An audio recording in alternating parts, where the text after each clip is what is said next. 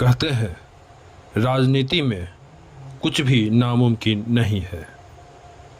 हम ऐसा इसलिए कह रहे हैं क्योंकि जहां एक और चिराग पासवान अग्निपथ के मुद्दे पर सरकार के विरोध में खड़े हैं और सरकार मौन खड़ी है, वहीं राष्ट्रपति उम्मीदवार द्रौपदी मुर्मू के मसले पर सरकार खुद चिराग पासवान से समर्थन मांग रही है, जिस पर चिराग ने अपने सहमति का मोहर भी लगा दिया है।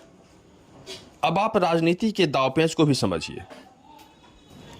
राष्ट्रपति चुनाव 2022 के लिए एनडीए ने द्रौपदी मुर्मू को उम्मीदवार बनाया है, जबकि विपक्ष ने पूर्व केंद्रीय मंत्री और टीएमसी नेता यशवंत सिन्हा को उम्मीदवार बनाया है।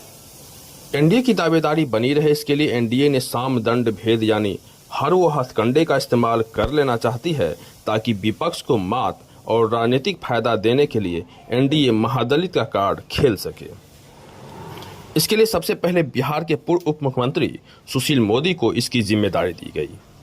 सुशील मोदी ने खुद यशवंत सिन्हा से संपर्क कर आदिवासी महिला का हवाला देते हुए अपनी उम्मीदवारी पर पुनः एक बार विचार कर लेने की बात कही, लेकिन जब यशवंत सिन्हा उनके बातों से सहमत नहीं हुए तब एनडीए को रूठे हनुमान की याद आई।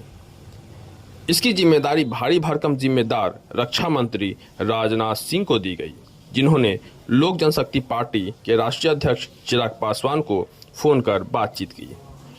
लगभग 15 मिनट तक चले इस बातचीत में एनडीए के राष्ट्रपति उम्मीदवार द्रौपदी मुर्मू के लिए उन्होंने चिराग से समर्थन मांगा।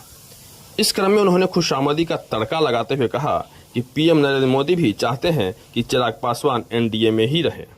रक्षा मंत्री का निशाना अचूक साबित हुआ। अगले ही दिन चिराग पासवान ने अपने ट्विटर हैंडल पर लिखा कि एनडीए के द्रौपदी मुर्मू को राष्ट्रपति उम्मीदवार बनाया जाना हमारे लिए गर्व की बात है। देश में पहली बार ऐसा हो रहा है जब आदिवासी समाज से आने वाली बेटी देश के सर्वोच्च पद पर बैठेगी।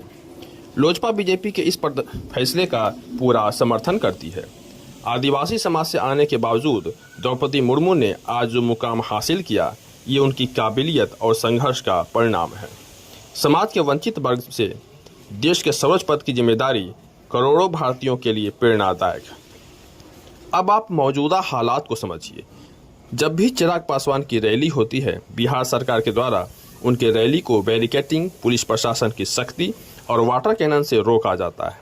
लेकिन वहीं तेजस्वी यादव या फिर अन्य किसी पार्टी का आंदोलन हो तो किसी तरह का कोई बैरिकेडिंग नहीं की जाती।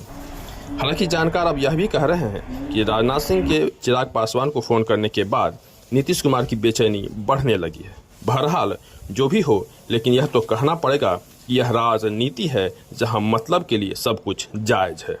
Bureau report, Republic junction.